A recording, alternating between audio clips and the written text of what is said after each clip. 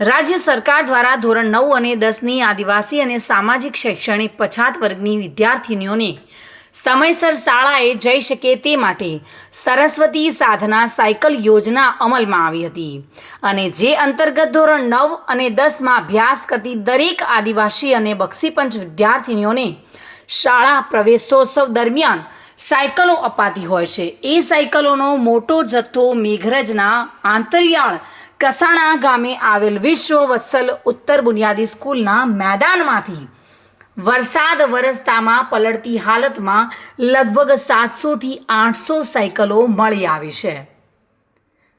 સમગ્ર ગુજરાતમાં અલગ અલગ જિલ્લાઓમાં અલગ અલગ જગ્યાએથી આવી ધૂળ ખાતી અને વરસાદમાં કાટ ખાતી સાયકલો મળી આવી છે।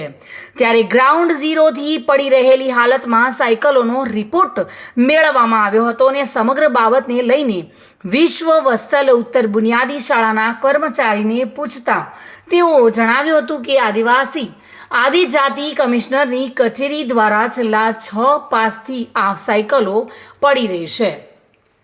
તેઓએ સાયકલો મૂકવા માટે મંજૂરી માંગી હતી અને તે સિવાય સાયકલોને કોણે આપવાની છે, કોની છે એ બાબતે કોઈ જ જાણ કરી નથી અને તેઓએ જણાવ્યું હતું ત્યારે 6 મહિનાથી પ્રવેશોત્સવ 2023ની સાયકલો પડી રહેલી છે। હાલ 2024નો પ્રવેશોત્સવ પણ પૂર્ણ થઈ ગયો છે ત્યારે આટલા મોટા જથ્થામાં સાયકલોને લઈને અનેક સવાલો ઊભા થઈ રહ્યા છે। હું પ્રવીણભાઈ પરમાર સેવા મંડળ મેઘરજ ઓફિસના ક્લાર્ક બોલું છું।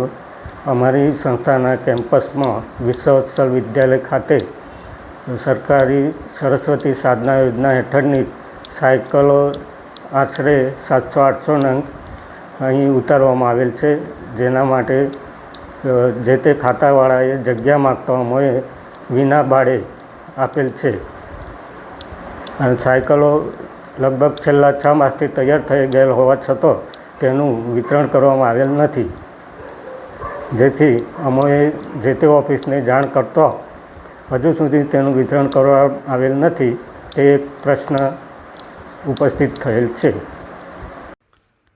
ત્યારે આ ધૂળ ખાતી અને કાટ ખાતી સાયકલોની કફોડી હાલત થયેલી જોવા મળી રહી છે ત્યારે સરકારી તંત્ર આ બાબતે તપાસ કરાવે તે ખૂબ જ જરૂરી છે। ધાર્મિક ભટ્ટ સાથે bureau report, today Gujarati news.